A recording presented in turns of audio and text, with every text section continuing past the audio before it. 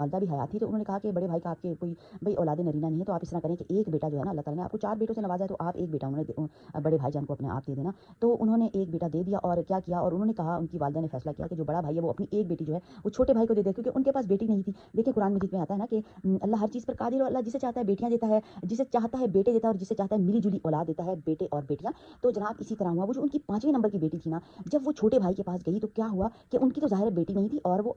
बहुत ही अच्छे हैं छोटे भाई उनके, तो उन्होंने क्या किया, बहुत ज़्यादा लाड प्यार, वो उनकी तो इकलौती बेटी हो गई ना जनाब। अब वो क्या हुआ कि एक भाई उन्होंने दे दिया, 3 भाई अब उनके रह गए पीछे, तो 3 भाइयों की 1 बहन। तो अब वो जो है उनकी देवरानी जो है उनकी भाभी बड़े भाई की, वो अब बड़ा उनका ख़्याल रखती हैं, और जी उनका पाल-पोस के माशाल्लाह बच्ची अब काफ़ी बड़ी हो गई है, और जवान हो गई है, और वो बच्चा भी माशाल्लाह से काफ़ी बड़ा हो गया है। तो ऊपर-नीचे उनके इस तरह बच्चे पैदा हुए ना कि छोटी बहू के जनाब चौथा लड़का पैदा हो गया, और बड़ी बहू के जो है वो 5वीं बच्ची पैदा हो गई। तो तकरीबन एज ग्रुप के बच्चे अब वो तकरीबन हो चुके हैं 10-10, 12-12 साल के ना। तो माशाल्लाह इसीलिए कहते हैं कि अब आप देखें कि इसमें बताने का मकसद मेरा है कि आप अल्लाह की कुदरत व्यूअर्स देखें कि जनाब उस बच्ची को, जो कि माँ कह रही थी कि इवन कि उन्होंने ये भी उसको बच्ची को उन्होंने कहना कि क्या मनहूस है ये पैदा हुई, हालांकि बच्ची का तो उसमें कोई भी कसूर नहीं था। और फिर जो बच्ची छोटे भाई ने ली थी, उसकी इतनी शान शौकत, उसको इतना प्यार मोहब्बत, उसकी ड्रेसिंग और सब कुछ। और जब वो 5वीं बच्ची उनके घर में पैदा हुई था, उसकी बहनें भी उसको कहती थी कि तू